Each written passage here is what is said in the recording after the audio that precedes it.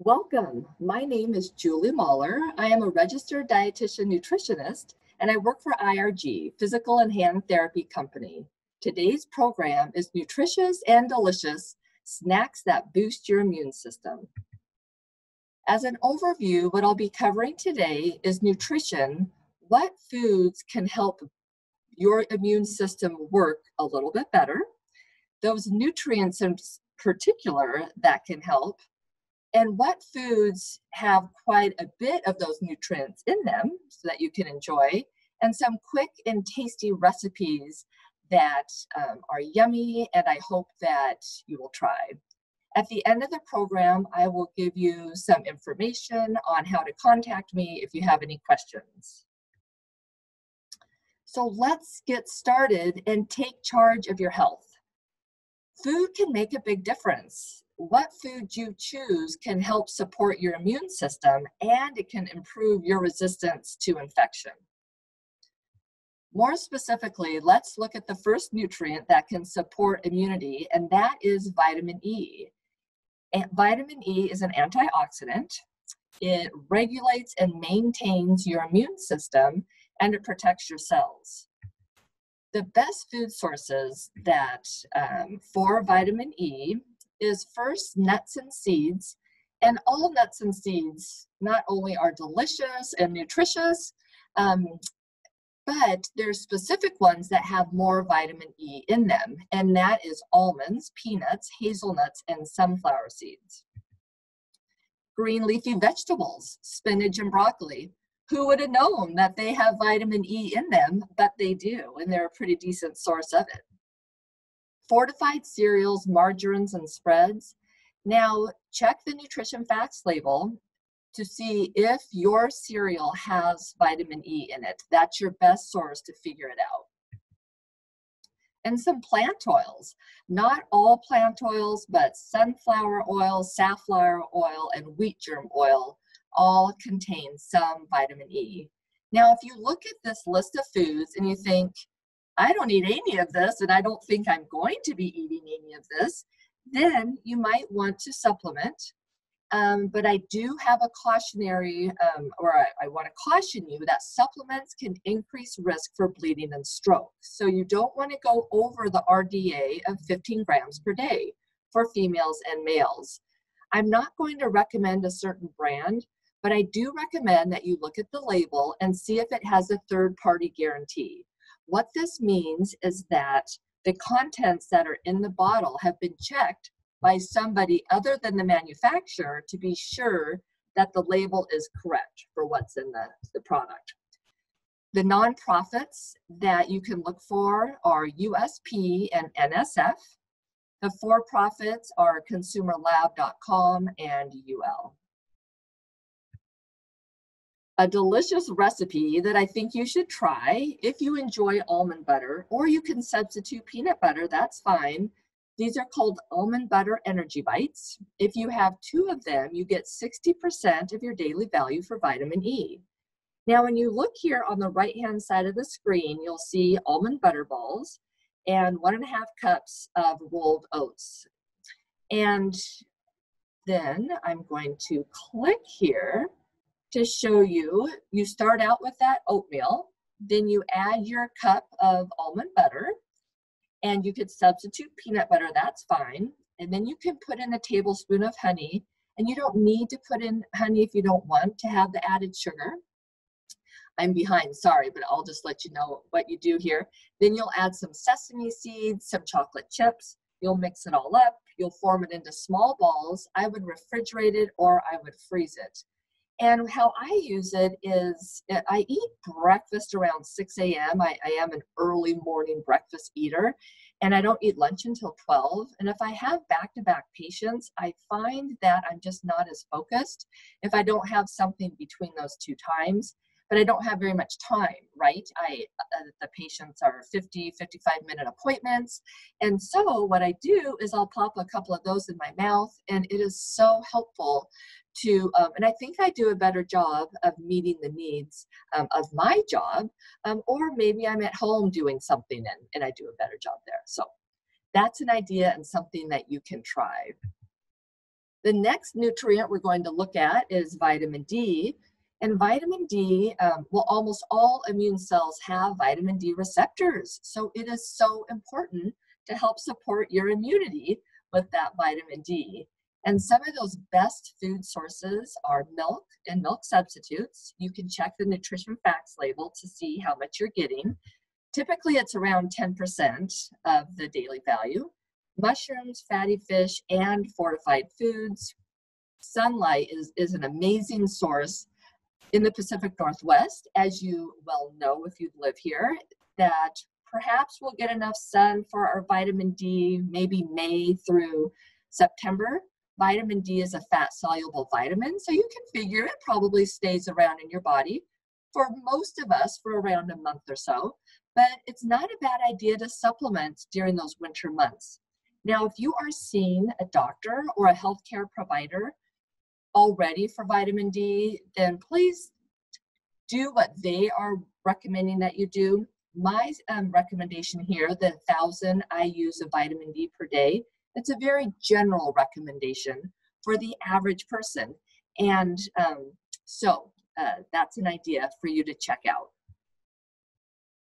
Now, if you are a salmon lover, you could try this 5-minute salmon salad, and you can check it out on the Real Food Dietitian's website. If you eat only 1/4 of this recipe, you get 45% of the daily value, which is pretty good. And this recipe uses, let me see here if I can find my arrow. This recipe is using a canned salmon product, which it's really a nice product to have on in your pantry. It's shelf stable. When you are in a pinch, you can grab it. It's a great protein source. It helps fuel your brain. It keeps you focused, and it's so healthy for your heart and brain too. So it has quite a few positives.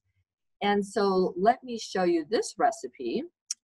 It starts with a can of salmon, and then you add mayonnaise, and you can add regular mayonnaise or light mayonnaise or olive oil mayonnaise. You put in some onions, some celery, some lemon juice, some pepper. And the reason I bring up those different mayonnaises is it depends on what are your health goals and what are your health needs. With the salmon salad, you can put it on leafy greens. You can use it more on a cracker or on bread. You can use it as a dip with celery or cucumbers. There's all sorts of delicious ways to enjoy this salad. The next nutrient we're looking at is zinc, and it is key for immune function. It's absolutely essential. I was just reading the other day how it is also necessary part for your taste and smell, which I think is so interesting when considering COVID and some of those side effects of that. So let's take a look at those best food sources. Shellfish, beef, pork, and it's the dark chicken meat are good sources. Oysters are excellent sources. Everything else are good in that list that I just said. Now, the fortified cereals can also be quite high in zinc, but you need to check that nutrition facts label to see how much you're getting. Don't assume because you're eating cereal that it has zinc in it. Yogurt, pumpkin seeds, cashews, and white chicken meat are decent. They're okay sources. Baked beans, chickpeas, and kidney beans are also right in there too. If you are vegetarian or vegan, if you take antacids on a regular basis, if you're older, perhaps older than 55 or 60, then be sure to check that you're getting enough zinc. And because those groups of people can be lower and not meeting, they're at more of a risk of not meeting the amount of zinc they need in their day. If you choose to supplement, I would recommend 15 to 25 milligrams per day of zinc picolinate because it absorbs the best. I would take it with food because otherwise you might end up with an upset stomach, and no one likes that. A simple way to get zinc through a cereal is multigrain Cheerios, only a cup serving size, which is about as big as my fist. That's a pretty small serving. And you can have that with non-fat milk or with a milk substitute, and that would give you 95% of your daily value. And what's kind of cool here with the recipes I'm talking about, So for example, with the Cheerios, you would not only get zinc, but from the milk or milk substitute, you would get the vitamin D. Or when I mentioned with the salad, if you add almonds, you would not only get the vitamin D from the salmon, you would get the vitamin E from the almonds. So you can see how making small changes to some recipes can boost or support your immune system just a little bit more because you're having a few more nutrient-dense foods that are tasty too. Probiotics. That's the next nutrient we're looking at, and probiotics do support a healthy gut microbiome. And the gut microbiome is the largest organ in your body. If you think about it, from your stomach to your small intestine to your large intestine, it is large, and if it is functioning better, it is very important for your body's immune response. Your body's immune response responds better if you have a healthy gut microbiome. And what I've found with the people that I work with, if their gut microbiome is working better, all sorts of things work better. Like their body weight works better, just everything seems to work better. So it's something to consider. And with probiotics, those best food sources would be yogurt with live cultures, kefir, kombucha, tempeh, sauerkraut, pickles, miso, and kimchi are all good sources, but they are high in sodium. So if you are trying to follow a low sodium diet, then I would not recommend those. But if you're okay with that, then they're good sources of a probiotic. Now, a yummy mixed berry parfait with sliced almonds is something that you can try. And let's see here, you start out with 3/4 cup of low-fat plain Greek yogurt. You add some berries, you add some sliced almonds, a couple tablespoons of orange juice concentrate, you mix and you enjoy. So delicious. The orange juice concentrate is kind of an interesting addition. It has no added sugar. It's in the freezer section of most grocery stores, and you can keep it in your freezer, and so it doesn't go bad. And it adds quite a spark of flavor to that combination of the plain yogurt, berry, almonds. So try it out or check it out, and I hope you enjoy that. Fruits and veggies. I cannot emphasize enough how important fruits and veggies are to support your immunity. Some very well-researched nutrients from fruits and vegetables are beta-carotene, which protects your lung function. It's a strong defender against bad bugs. And then there's vitamin C, which increases production of white blood cells. Some of those best food sources of beta-carotene, and beta-carotene converts to vitamin A in your body. Carrots, sweet potatoes, winter squash, and boiled spinach. Then vitamin C. We have citrus foods, grapefruit, oranges, which would include the halos, or kiwi, red pepper, and broccoli. Now, if you look at the picture I have here on the screen, is quite a large bowl of vegetables. And I don't want you to feel like you have to eat massive quantities of vegetables or fruits to get benefit, because the serving size is only half a cup. So if you have 3 servings per day that are half a cup serving size, such as the peppers or carrots or broccoli, if you more enjoy mixed greens, then 1 cup is a serving size. If you're looking at fruits, then more like that, half a cup is a serving size, and you'd want to have a couple of fruits per day. And so it's not as hard as most of us think to get the amount of fruits and vegetables to meet our daily needs. And remember, don't feel like those listed fruits and vegetables are the only ones that are healthful for you. They're all fantastic. They have phytonutrients, antioxidants. It helps decrease inflammation. It helps support your immune system. I cannot say enough about how helpful fruits and vegetables are, and how Americans were just not getting them. And if you have them frozen or canned or fresh, it can all be good sources of this nutrients. So let's see one way that you can get some vegetables in your diet, and it's pretty easy, is this quick and easy vegetable soup. It's warm, comforting, and full of antioxidants, and it's less than 100 calories per cup.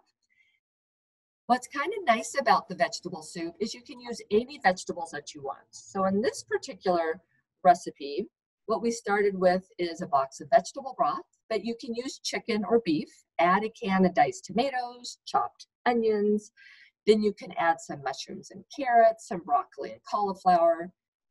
All you would do at that point is you mix it up, you add some seasonings, you boil it for 30 minutes, and then you have it.